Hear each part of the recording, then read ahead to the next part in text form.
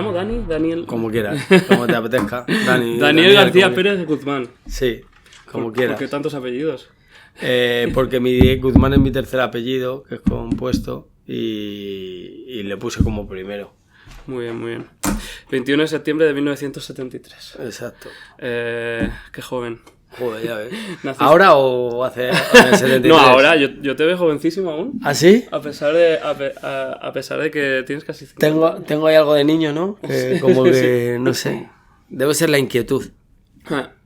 Eres de Las Águilas. Justo. ¿Has vivido en otro barrio de Madrid? ¿Te has cambiado después? Estuve como 25 años viviendo en Aluche, en el barrio de Las Águilas, 20-25 años, y luego he vivido por varios sitios de Madrid, pero vamos, que la mayor parte de mi vida, los primeros 20-25 años, que es donde formas tú un poco tu personalidad, en la adolescencia, en la infancia, ha sido ahí en Aluche.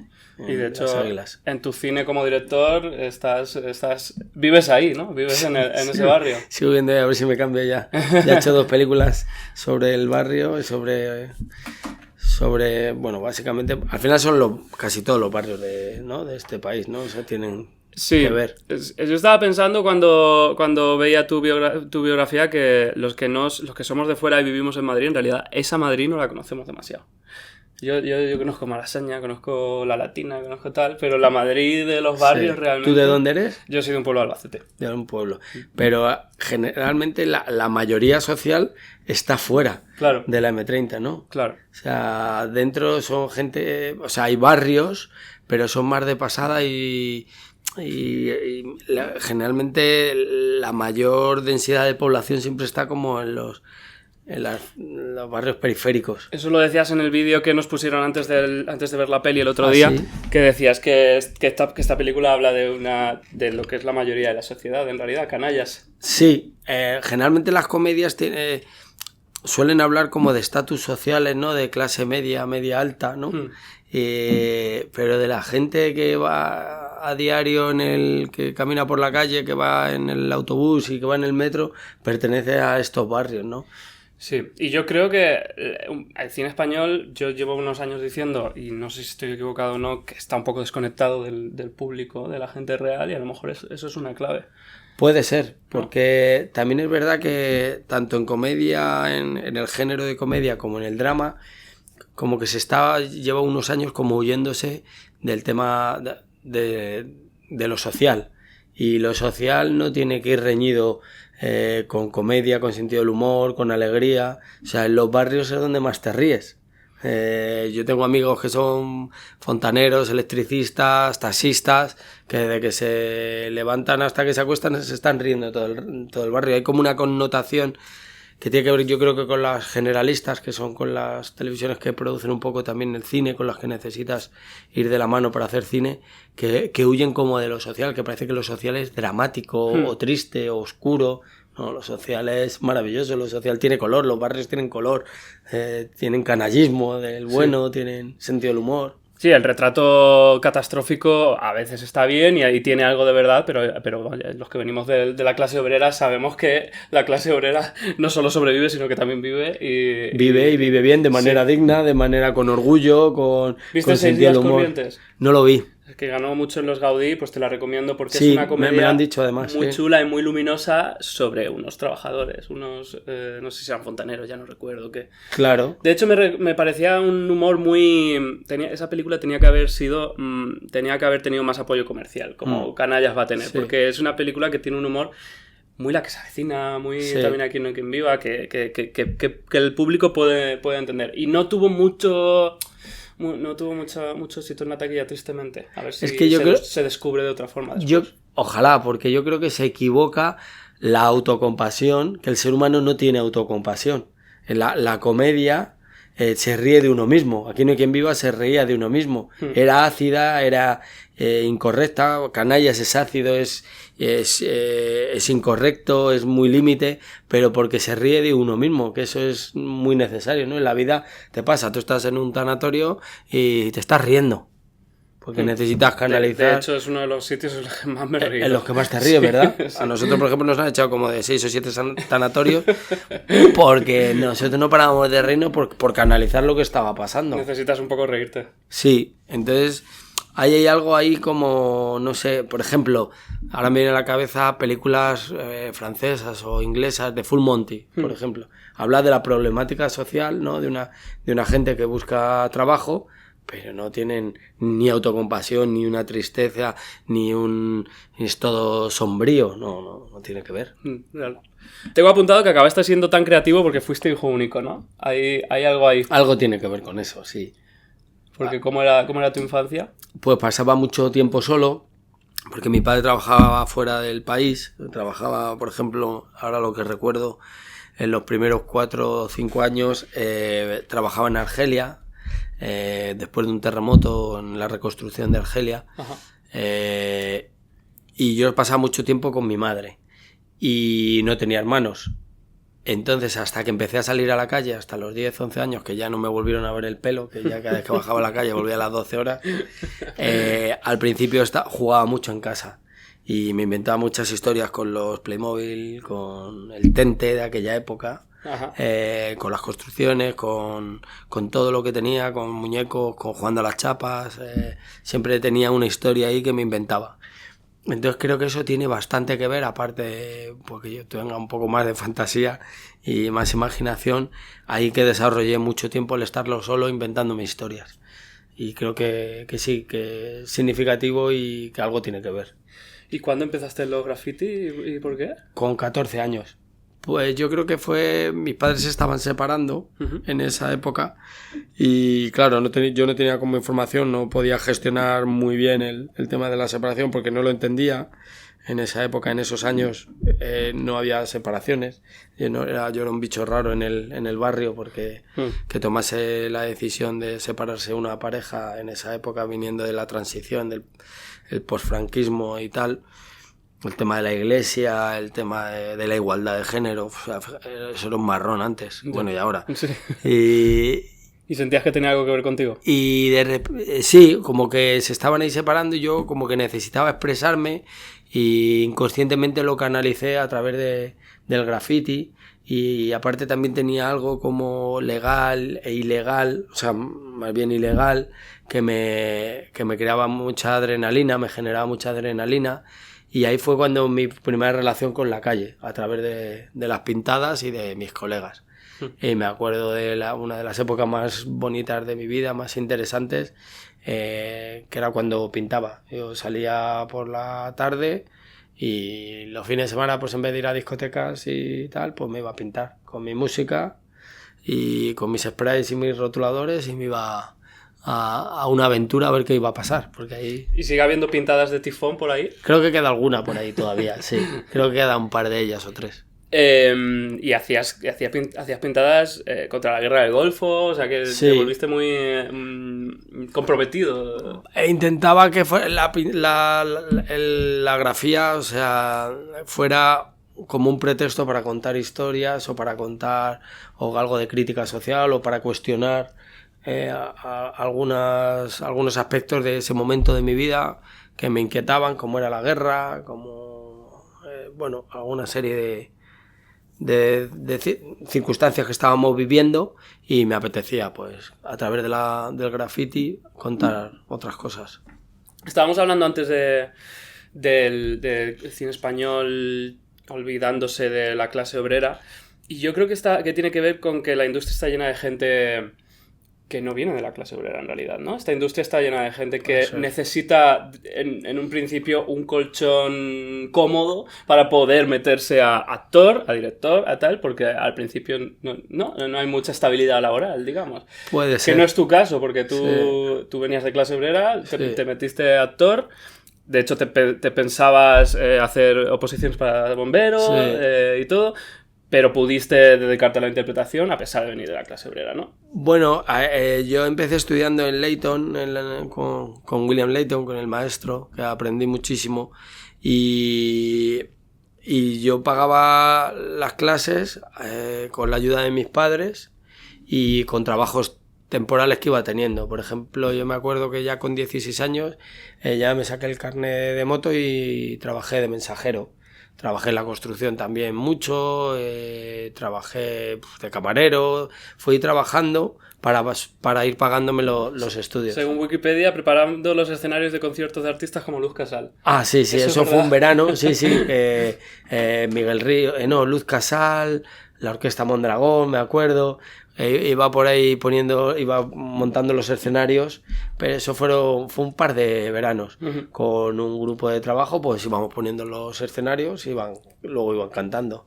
¿Y fue dura esa época? ¿Trabajar y estudiar? No la recuerdo como dura, pues era inquietante porque no... Te iba a decir no tenía futuro, pero luego nunca hay futuro. Yo, desde Sex Pistols con el No Future, llevas toda la vida sin futuro, ¿no? El futuro está muerto. El futuro está muerto. Entonces, no la recuerdo como realmente dura. La recuerdo como muy activo, como muy inquieto, como con mucha...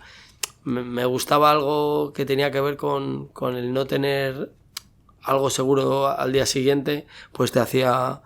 estar muy activo mentalmente para conseguir dinero. Entonces, bueno... Algo que puedes hacer cuando eres joven también.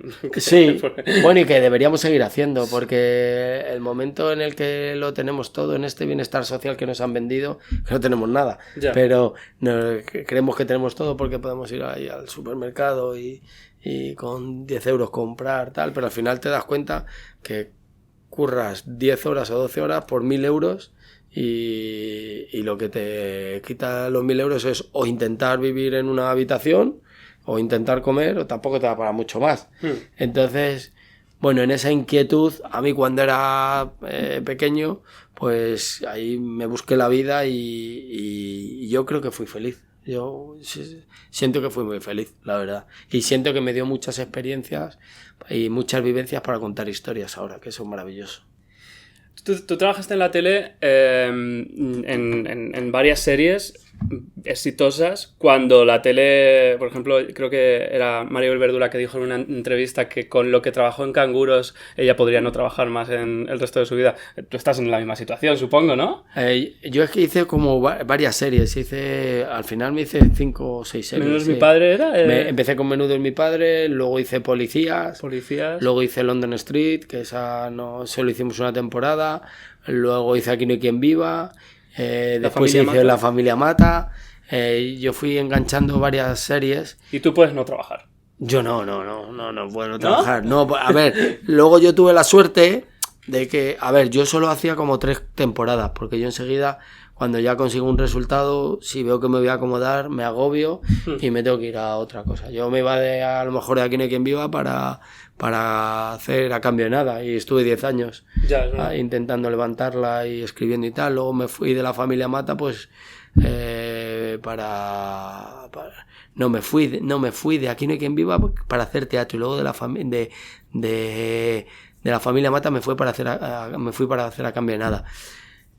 Son épocas antiguamente en las que a lo mejor hacías 2-3 temporadas y podías vivir 1 año o 2 años. Eran épocas que el que ganaba dinero, los protas ganaban mucho dinero. Ahora luego ya cambiaron, ¿no? Luego, como el crack del 2008, pues igual en los sueldos. Pero yo con las series que hice solo estaba 2-3 temporadas. No me daba la gente. A lo mejor la gente que estuvo 10 temporadas cobrando unos sueldazos, pues sí podías estar una temporada sin trabajar. Estaba repasando tus papeles como actor de aquellos años, con películas como Éxtasis, Es suerte, Cuando todo está en orden, e incluso en Policías hacías de un policía que había sido delincuente, y estaba pensando que estabas un poco encasillado como el joven delincuente, ¿no? Al principio. Eso parece. Sí, en Éxtasis sí, en Suerte también, Cuando todo está en orden también. Bueno, Policías, un chaval que había sacado las oposiciones pero venía de la calle, venía del otro lado, un poco en el mismo lado, un lado que otro, estaban ahí. Bueno, debe ser que tengo algo que transmito de la calle, que eso hace como más cercanos este tipo de personajes, ¿no? Sí, de repente hacía pues hacer Severo Ochoa o hacer Mía Sara o hacer... Bueno, no, Menudo es mi padre, fíjate, era un tipo que estaba estudiando... Era buenín, ¿no? Era un buenín, con tus gafitas, que estudiaba abogacía y como el hijo modélico. Fíjate, esa fue la primera serie que me dio un papel totalmente diferente a lo que yo transmitía o de donde yo venía. O sea, ¿qué tal era el Fari?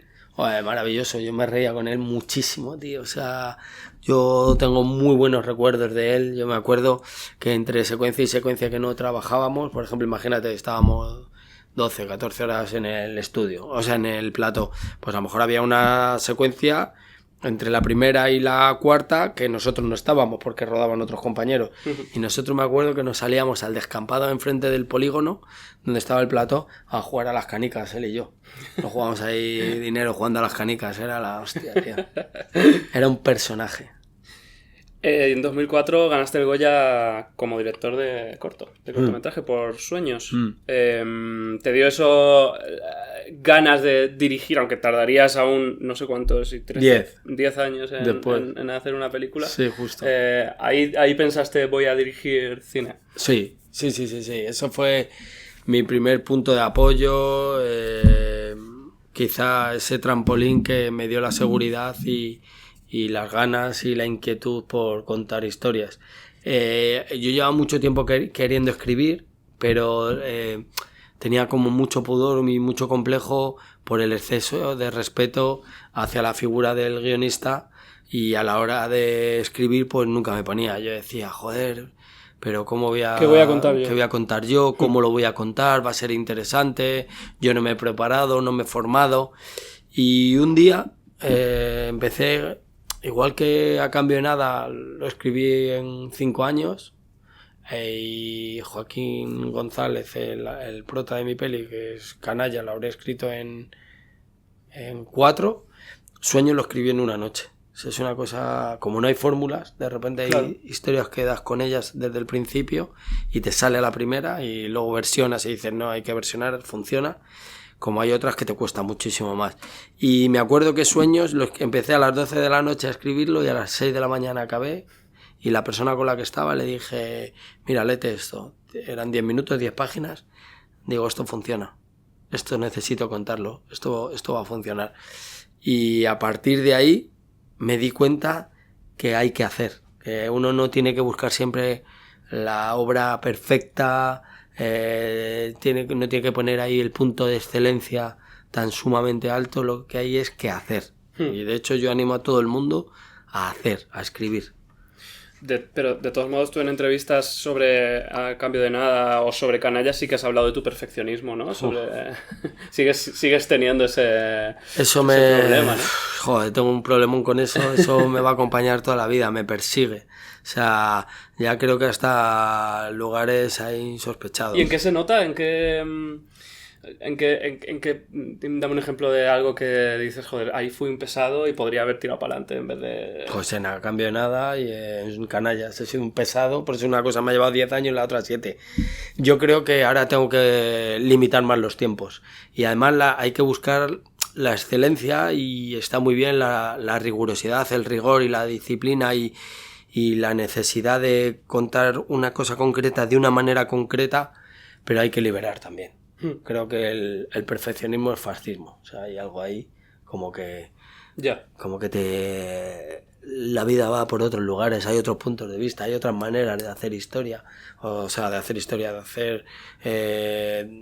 arte o de contar historias o incluso de hacer política. Hay muchos puntos de vista. Hay muchas maneras de contarlo. Y es una ficción el perfeccionismo en realidad. O sea, aunque tú creas que está perfecto, en realidad algo...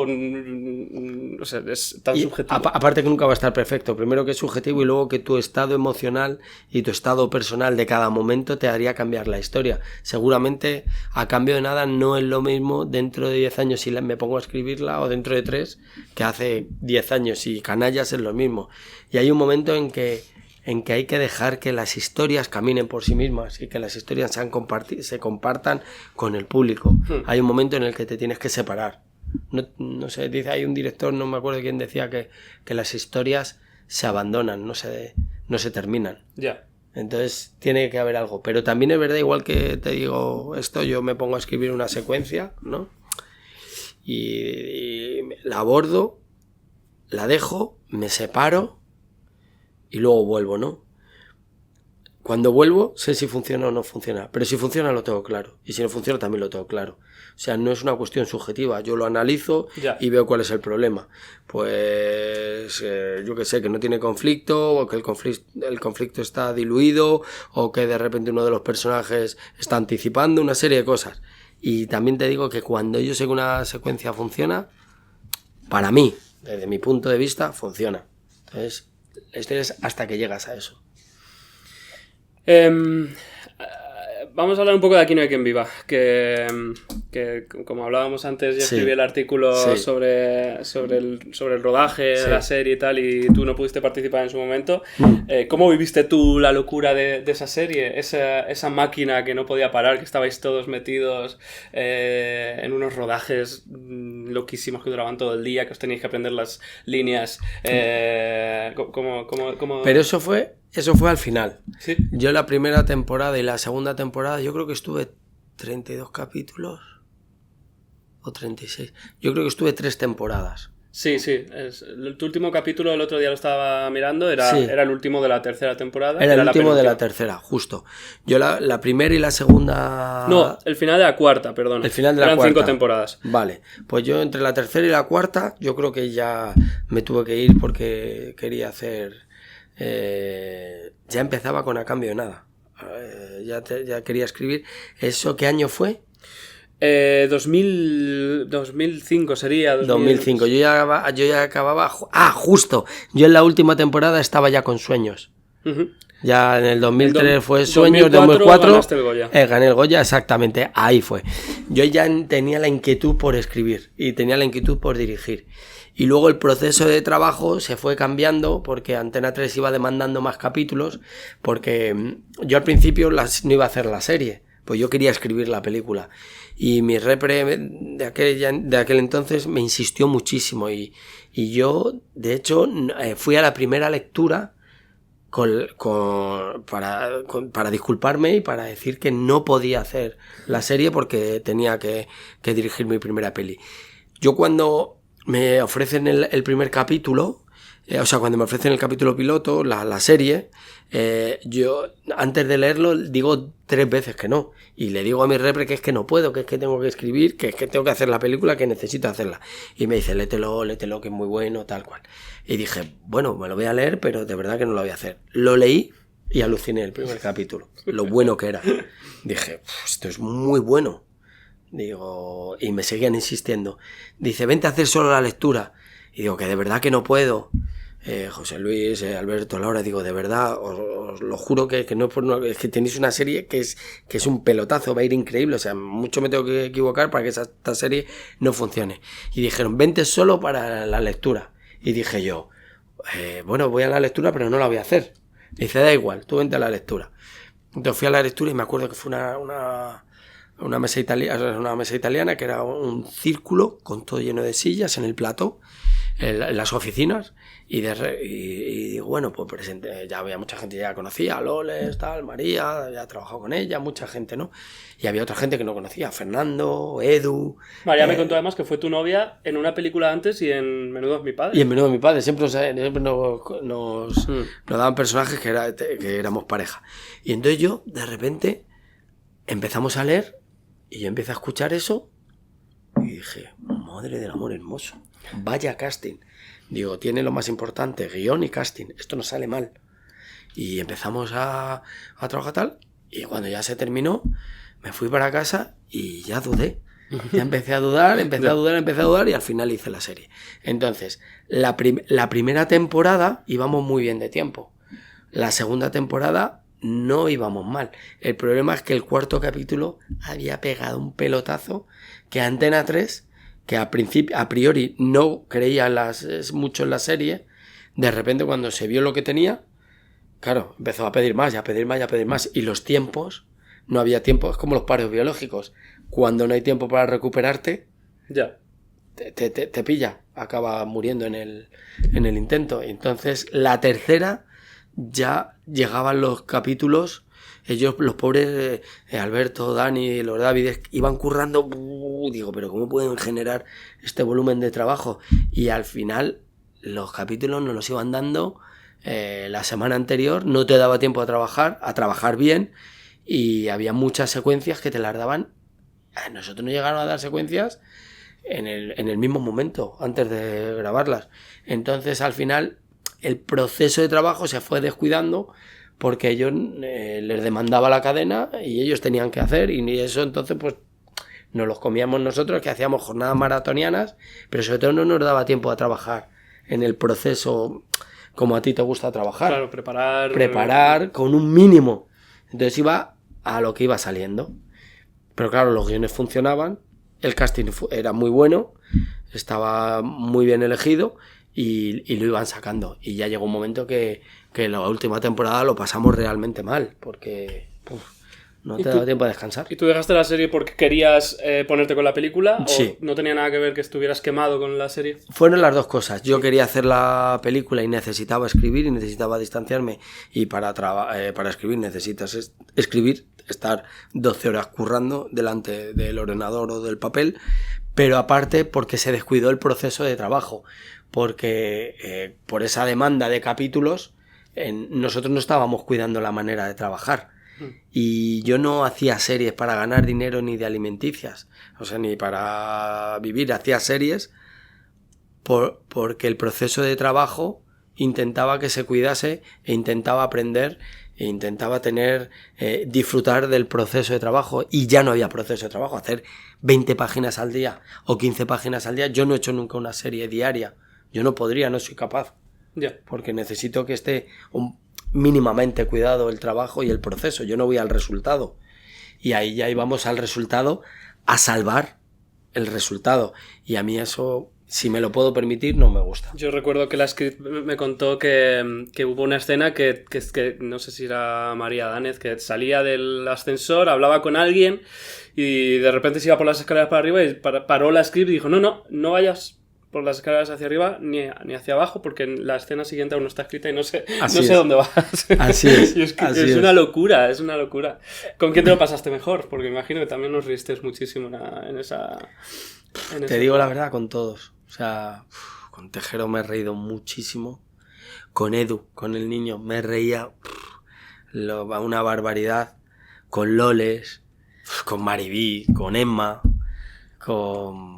De Emma me hablaron todos con muchísimo cariño, como que era la madre de... ¿En ella? Sí. Era maravillosa. Me he reído mucho con Adrià, me he reído mucho con Luis, me he reído mucho con José Luis. O sea, la verdad es que creo que esa es otra de las razones por las que hago series, por lo que me río en el proceso de trabajo. O sea, hay muchas veces que nosotros llorábamos de la risa y ya veíamos que teníamos que hacer la secuencia y ya el equipo decía, tío, parado, lo pido por favor porque tenemos que acabar hoy. Sí. O sea, yo he disfrutado mucho haciendo series y Aquí no hay quien viva fue una de las series en las que más me he reído. Vale, vamos a hablar de Cambio de Nada, tu primera película. Ya me has dado unas pocas pinceladas sobre cuán autobiográfica era esa película, ¿no? Porque algo de la separación de tus padres se filtró en esa peli, sí. de tu juventud saliendo de casa y buscando otro mundo, yo creo que también está en el personaje de Miguel Herrán, ¿no? Y he leído que has robado en el Corte Inglés también. ¿Quién no ha robado en el Corte Inglés? Lo cierto es que yo he robado en el Corte Inglés, pero salió fatal. Por eso no lo hice nunca más. ¿Te pillaron? A los 18 años me pillaron.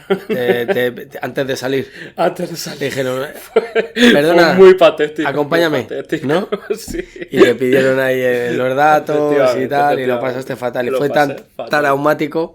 Gracias a que me pillaron, no lo he vuelto a hacer. La primera vez. Yo no sé si me han pillado en el Corte Inglés, fíjate. No tengo claro. Pues no sé, uno cuando busca los límites... cuando estás en ese camino entre la legalidad y la ilegalidad, y cuando está inquieto, cuando busca encontrarse, no lo justifico ni mucho menos, pero es lo prohibido. El problema del ser humano es que cuando le prohíbes algo y no le das herramientas a través de la educación o a través del pensamiento crítico, basta que te digan no hagas esto para que lo hagas, ¿no? siempre el ser humano ha tenido esa necesidad de a lo mejor de traspasar esas barreras, ¿no? Pues eso, de lo prohibido, de lo legal y de lo ilegal, de descubrir. Y creo que robar en algo que, bueno, no es robar, es un hurto que no tiene casi valor, pero es por la adrenalina de si lo conseguirás o no lo conseguirás, ¿no? Sí. Y tiene que ver algo con eso. Entiendo que también ese refugio que es para el personaje de Miguel Herrán, el personaje que hacía tu abuela, también era un poco... salía un poco de tu vida real, ¿no? Tu abuela fue un refugio para ti en cierto sentido. Sí, fue un referente. Fue como nos separaba, que era lo que más nos unía, justamente ese salto generacional, ¿no? De abuelos y nietos. Con ella la vida era maravillosa. Yo aprendí muchísimas cosas y aspectos de mi personalidad gracias a ella.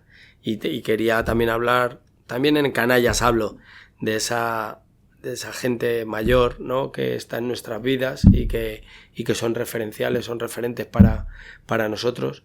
Y también es un homenaje a ahora cómo está la vida, ¿no? Que todo el mercado laboral a partir de los 50 años ya no tiene nada que hacer en la vida, ¿no? Y yo en todos mis equipos, tanto artístico como técnico, tengo un 40% o un 30% de personas a partir de 60, 70 años, porque creo que mejoran, que te dan una experiencia y que te dan otra manera de trabajar en el rodaje. Y en el fondo es un poco una referencia. Yo tengo, los ancianos tienen algo para mí que por la relación que he tenido con ellos, que sobre todo con mi abuela, pues que me han marcado mi vida y me hacen mucho mejor persona. Y siempre quiero contar historias sobre ellos. Sí, es cierto que tiramos a la basura un poco a la gente mayor. Les apartamos. Y en la clase obrera en concreto, que además son trabajos muchas veces de carga física y tal. Y de muchas horas, quien cuida... Y que llegan más quemados que nadie, de repente los olvidamos, pensiones de mierda... Totalmente. O residencias, porque no puedes, o porque tal. ¿Qué pasó con Miguel Herrán? Que esta historia de que tuviste que tirar un poco de él para que hiciera la película. Pues Miguel, la verdad es que esto fue en su vida fortuito, fue porque... ¿Cómo os encontrasteis? En la calle. Yo salía de una función de teatro, había hecho una función de teatro, vino unos amigos a verme y estaba en la puerta del teatro y estábamos hablando y yo ya llevaba 2 años, de los 10 años que estuve, 5 fueron por el guión y otros 5 buscando la financiación y se me cayó la película 2 años seguidos. Solo podía rodar en verano y se me iba cayendo. Entonces, como se iba cayendo por financiación, los actores se iban haciendo grandes. Si yo cogía a un chaval de 14 años, ya con 16 ya no me valía, o con 15. Entonces yo busqué muchísimos chavales para hacer los protagonistas, para hacer Darío y Luismi, el personaje de Miguel Herrán y de Antonio Bachiller, y había visto como 1000 y pico actores. Es verdad que en el personaje de Darío me costaba muchísimo encontrarlo porque me buscaba a mí, y entonces no existía. Yo lo que buscaba no era yo. Hasta que me di cuenta de eso, me tiré 2 años buscando a ese Dani de 16 años, de 14, 16 años, que no existía porque era yo. Entonces, hasta que me permití que ya no podía encontrarle, que tenía que encontrar a otra persona para hacer de mí. A Luismi me costó muchísimo menos, pero al personaje de Darío me costó mogollón. Y yo ya había hecho 2 años casting, 1000 y pico chavales, por todos los institutos de Madrid, de otras ciudades, por los colegios, por centro de menores, por la calle. Era como buscar la aguja en un pajar. Porque buscabas expresamente que no fueran actores. Sí. ¿Por qué? Bueno, porque tienen mucho más trabajo de dirección actoral con ellos, pero tienen una verdad, están alejados de imposturas y de parte de vicios que te va creando si empiezas muy joven, porque no te da tiempo a formarte y vas cogiendo recursos que al final te llevan a lugares comunes que tú lo ves en pantalla y no te lo crees, no te lo terminas de creer, porque tiene algo de impostura. Entonces yo quería que fueran gente de la calle, que tuvieran algo de verdad, algo de ingenuidad, de nobleza y que transmitían esa credibilidad y esa veracidad de lo que yo quería contar, esa manera que tengo de contar historias, que necesito que sean muy creíbles. Pues sobre todo me las tengo que creer yo, pues si no me las creo yo, creo que no se las va a creer el público. Y entonces a Miguel concretamente lo encontré porque iba caminando por la calle, por la puerta del teatro con 2 colegas y vi algo en la mirada que le llamé y le dije, hey, perdona, pues yo justo estaba haciendo pruebas, era el 3er año que hacía pruebas.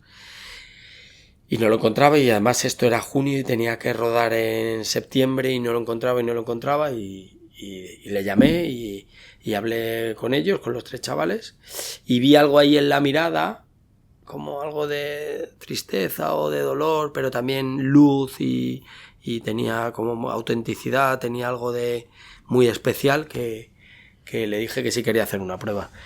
Claro, no se lo creían ni para Dios, parecía que les estaba vacilando. Pero sí te reconocían, supongo. Me reconocían de Aquí no hay quien viva y creían que yo los estaba vacilando. Tal, no sé qué, y quedamos a 2 amigos, a Miguel y a otro amigo, para hacerle pruebas como a la semana siguiente, que era cuando yo terminaba las pruebas.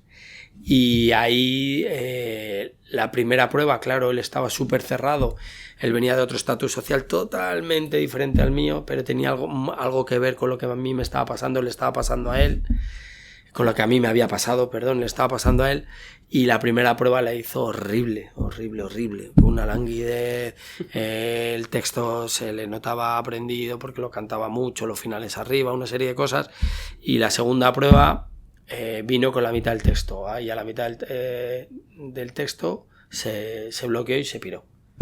Y la tercera prueba ni se presentó. Y yo ahí seguía que yo sabía que él lo podía hacer y que con mucho trabajo. Y luego estuve 2 meses, como él dice, ensayando, que yo le vampiricé, dice que le quité la personalidad y le insuflé otra personalidad del barrio, de tal, y no sé qué, y le transformé. Y ahí ya rodamos. ¿A partir de ahí el rodaje fue más fácil? No, fue difícil, fue muy difícil, porque claro, uno coger actores profesionales, no tienen disciplina, ¿Tu abuela tampoco no tienen técnica? No, pero mi abuela, que como era un ser especial, lo clavaba. No, también le costaba, la verdad. Las réplicas había que ir frase por frase, una serie de cosas. Pero claro, también es verdad que cuando te dan esa veracidad, esa autenticidad, eso traspasa. Dices, vale la pena. Vale la pena. Bueno, no sé si vale la pena, pero por lo menos bueno, después hablaremos de Canallas, que ya sé que vienes un poco derrotado. Me llama la atención que tú recurres a personajes que no son actores. Paco León lo hizo con su madre. Los Javis también en sus películas y series han recurrido mucho y ellos también venían de la interpretación. Y pienso, ¿por qué los actores que se meten a dirigir tienen esta obsesión con no confiar en actores de verdad? Yo creo que es necesario confiar en actores profesionales. Bueno, y en Canallas, desde luego, que luego hablaremos, tienes una mezcla ahí bastante interesante. Sí, pero creo que la mezcla lo hace interesante. Creo que el proceso que se establece entre gente no profesional y gente profesional, creo que hay un vaso comunicador, una simbiosis que establece al final el resultado, que es que sea más creíble. La técnica de los no profesionales a los profesionales le ayuda a darle un peso específico y una fuerza y una puesta en escena que tiene mucha fuerza y mucho peso, y luego los no profesionales ayudan a no colocarse en lugares comunes, en imposturas, en sobreactuaciones, en actuaciones previsibles a los actores no profesionales, porque ellos tienen verdad. Ellos no sabes por dónde van a salir, y tú en eso te enganchas y tienes una verdad, una escucha, una relajación, y estás totalmente abierto porque nunca anticipas lo que va a pasar, porque no sabes qué es lo que va a pasar. Entonces para eso es maravilloso. Creo que si haces un buen tándem, los dos es caballo ganador. Lo que pasa es que, a ver, no hay que hacerlo tan extremo como hago yo, que es en la primera película no puedes te dicen que no tengas ancianos, que no tengas niños, que no tengas perros y que no rodes en exteriores, y yo lo tuve todo. Y dije, bueno, ahora a ver si ya que lo controlo, lo voy a hacer en Canallas. Y en Canallas la familia principal, la familia protagonista, son todos miembros de la misma familia no profesional. Hay que ir hasta cierto punto con estos riesgos, esto es mucho. Quería preguntarte si es un director preocupado por lo visual o por ciertos aspectos más estéticos en el cine, porque me da la sensación de que tus dos películas parecen algo menos cerebrales y más viscerales, ¿no? Menos de, no, este plano lo quiero así y tal, pero quiero preguntarte, o sea, ¿te curras visualmente? Cada vez más. Ahora en Canallas creo que hay un salto exponencial, o creo que hay una progresión entre la estética, la línea visual, la línea narrativa visualmente, que en A Cambio Nada, que también. O sea, yo intento que no sea la película, que intento equilibrar entre lo que cuentas y el cómo lo cuentas, para que no haya distorsión o no tenga más protagonismo una cosa que otra. Intento que la cámara siga a los personajes. A ver, por orden, la prioridad primera es el guión y luego es la interpretación. Y luego es la factura. La factura siempre tiene que ir al servicio de la historia, del guión y de los personajes. Yo no muevo a los personajes en relación a la cámara, sino la cámara les persigue a ellos. O sea, para mí la prioridad es que lo que pase tiene que ser orgánico y tiene que ser creíble y tiene que ser veraz. Y para eso la estética tiene que estar al servicio. Es verdad que en Canallas he cuidado esa estética narrativa, visual, desde otro lugar más preciosista o más elegante, pero sin ir a la contra de lo que cuenta la historia, porque... ¿Tenías más dinero en Canallas? Sí. Sí, ¿no? Sí. El presupuesto era casi el doble. Y al final no tuve tanto tiempo como me hubiera gustado para... porque al final nunca tienes tiempo en el cine, al final siempre ya tienes que irte a la siguiente localización. Dice, pero es que todavía no he rodado esta. Dice, ya, pero es que si no rodas la otra, ya, pero tengo que rodar esta. Entonces, a nivel estético, a mí me gusta muchísimo, cada vez le doy más importancia. El trabajo de localizaciones me parece muy importante. Ese mundo soviético de horcasitas, de ladrillo, de gris, de cemento, esos bloques, ¿no? Que, con esa estética, esas fugas, me gusta mucho, e intento hacer una buena preproducción, pero luego cuando estoy dentro ya estoy estás preocupado en los personajes, en los actores, en contar, en la cámara en mano. Hago una cosa, y es que intento no parar la vida, no parar la vida por rodar una película. Intento que la película sea parte de la vida. Intento no intervenir demasiado que separe la vida. O sea, intento que nosotros, la película, lleguemos a esa vida y esa vida continúe, ¿no? Intento no parar el tráfico, no parar el mundo, sino que intento que nosotros seamos parte de esa vida, para que luego, y captar la tú realidad. lo veas, captes esa realidad y no digas, construirla. No construirla, exactamente. No intervenir. ¿Qué quiso hacer la industria contigo después de A Cambio de Nada, como director? ¿Qué te ofrecían? Bueno, por lo menos me ofrecieron confianza y me dieron otra oportunidad, que ya no está mal, ¿no? Yo siempre pienso que la película que hago es la última y que no va a haber otra. Y esa es una manera de implicarme al 1000%. Porque es verdad, porque la vida es así, porque puede que mañana ya no haya día, ¿no? Entonces la vida es un paralelismo del cine, y el cine es un paralelismo de la vida. Entonces, por lo menos me dieron confianza, me dieron cariño, que eso es muy importante, y en cierta manera respeto por una historia que había contado, y en cierta manera me abrieron las puertas a la siguiente película, a contar otra historia. A nivel de financiación, esto, si no hubiera sido por Movistar, no hubiera sido por el IKA, si no hubiera sido por Universal, por mis socios, el Cines Colectivo nunca hubiera podido levantar esta película. Y me dieron confianza y me dieron una oportunidad para contar otra historia. ¿Lo intentaste con otras teles que no fueran Movistar? Sí. ¿Y qué te decían? Bueno, pues que tenía algo social, o algo que no estaba encorsetado, algo que no se acercaba a un cine de comedia fórmula o más convencional, que tenía mucho riesgo esta película. Y yo decía, pero si lo social es lo que más comedia tiene en el mundo, si es lo que más color tiene en el mundo, si el orgullo de salir adelante y la necesidad de salir adelante es la hostia. Tiene una energía y una alegría que no te imaginas. Pero bueno, como había esa línea editorial de que había un tipo de... que espero que eso se vaya cambiando, porque para eso los ingleses, los franceses, incluso los americanos lo hacen muy bien, no daban oportunidad a otro tipo de cine. Esta peli, Canallas, es muy loca, Canallas es muy disparatada, bebe de una estructura narrativa convencional, pero las situaciones son muy punkis y los personajes, de lo auténtico que son y lo diferente que son, a mí cada vez los veo más universales. Pero fue Movistar quien apostó por un elemento diferenciador como esta película, y me parece maravilloso, ¿no? Porque al final ahora mismo, fíjate, todas las plataformas, como que todas las películas son un poco correctas, un poco no iguales, pero más o menos saben lo que va a pasar.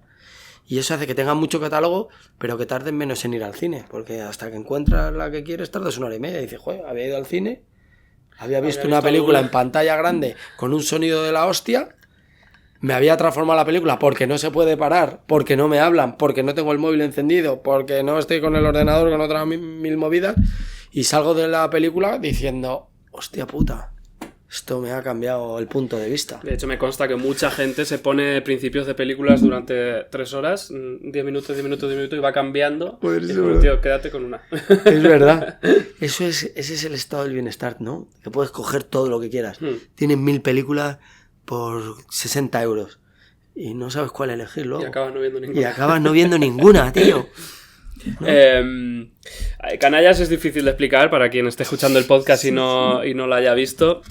Tiene en su centro a un personaje, Joaquín, que es un pícaro, un canalla, un hombre que vive una vida de ficción, digamos, engañando y estafando, y está basado en un amigo tuyo, Joaquín. ¿Cuánto hay de real en este Joaquín de la película?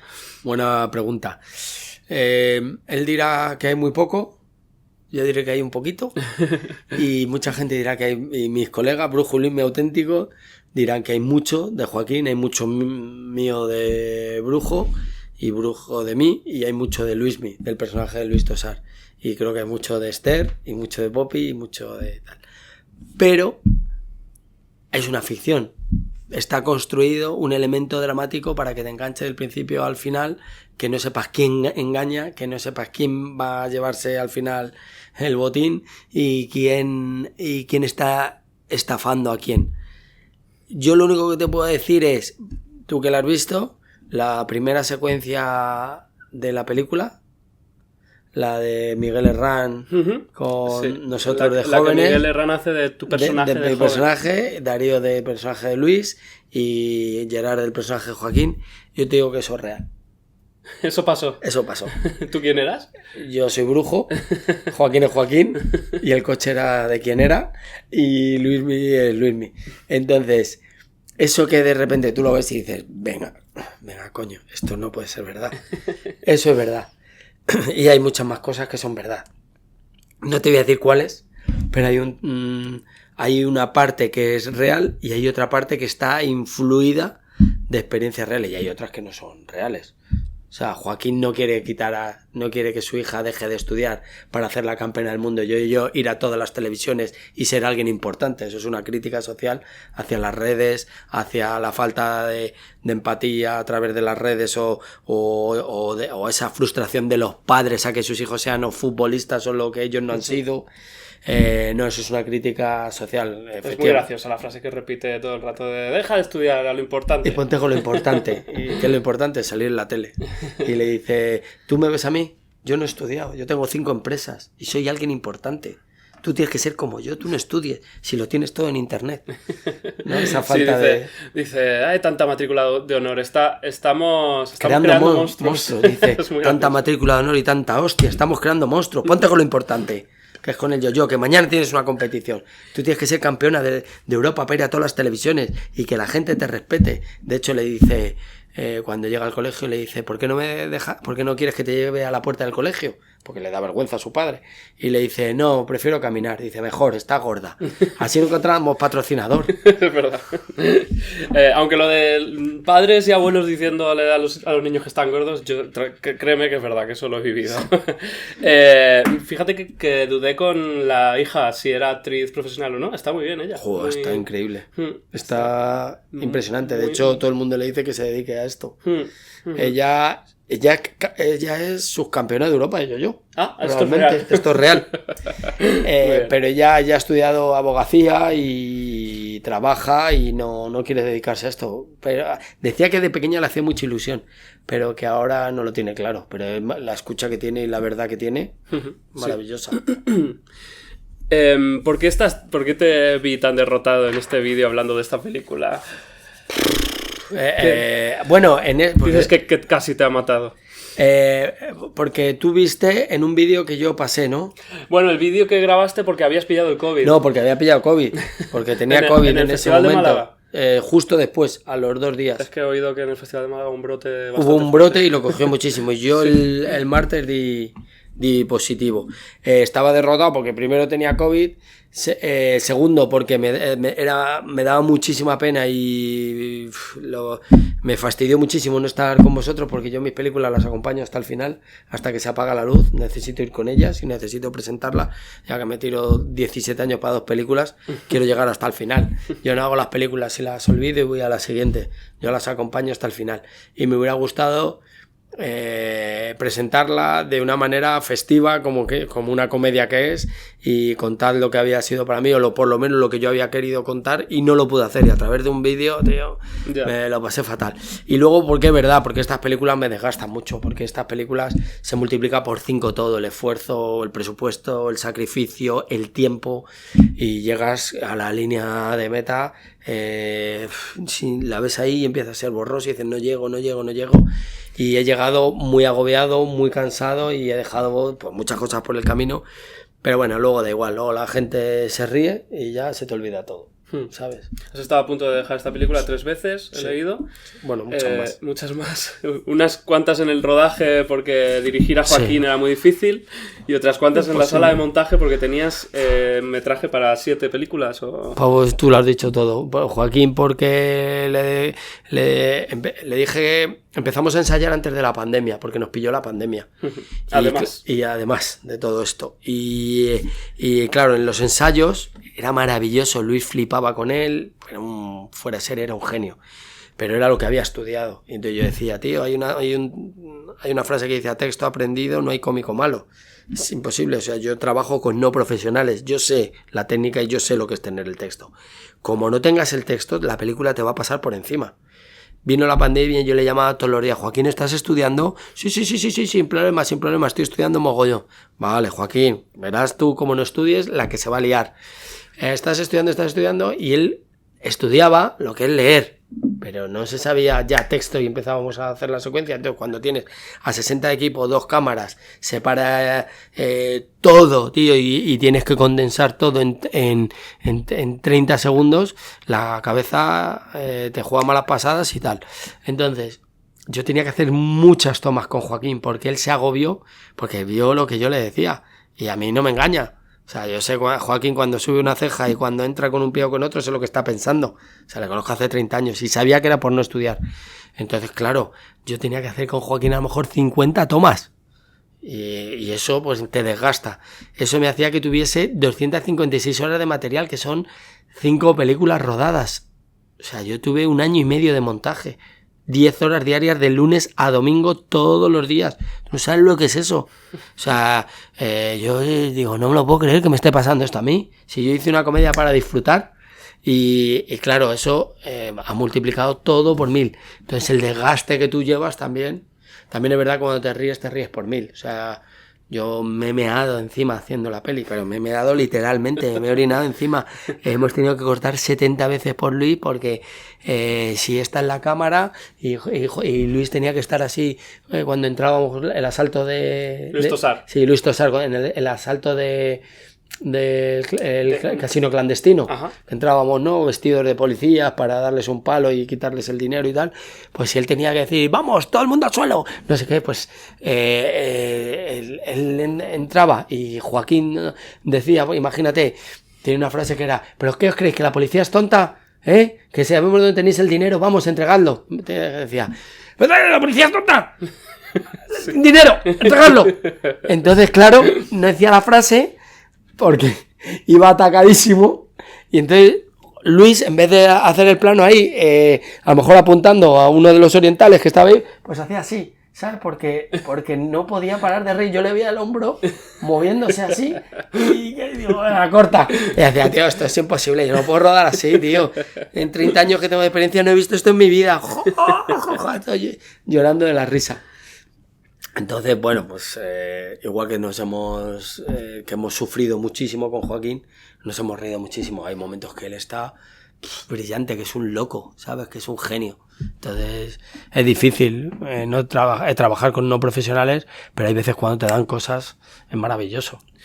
Y Esther, la madre, no ha podido ver la película, ¿verdad? Que está fantástica, me encanta ella, me encanta su trama con este hombre. Maravilloso. Yo creo que con lo que más me reí fue con esa trama, y el final es fantástico. Y no ha podido ver la película esta mujer. No ha podido porque justo nada más terminar la película, a los 2 meses tenían que operar, bueno, al mes le operaron del corazón.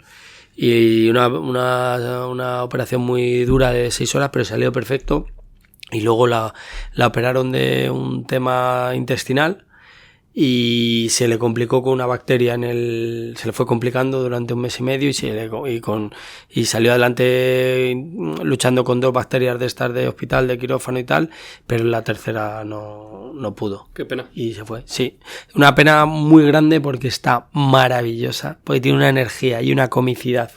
Es tan bonito ver a gente tan mayor disfrutando, y ella disfrutaba del rodaje, y una pena porque no consiguió como mi abuela, mi mayor objetivo era primero que hiciese la película y luego que llegase a tiempo a verla, y ella la pudo ver y Esther no la pudo ver. Yo me acuerdo que le mandaba secuencias montadas mientras iba montando, cuando le iba a ver Brenda a la UBI, porque no salió nunca, estuvo ahí, y le enseñaba en el móvil las secuencias que yo iba montando de ella.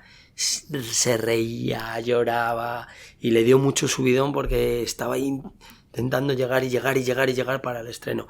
Y de hecho todo el equipo la quería muchísimo. Es que son maravillosos. Esta generación es maravillosa. Y le dio pues una segunda vida, de verdad. Aunque no lo consiguió al final, no consiguió superar el tema del hospital, pero el rodaje iba con una alegría, siempre me decía gracias por haberme dado esto.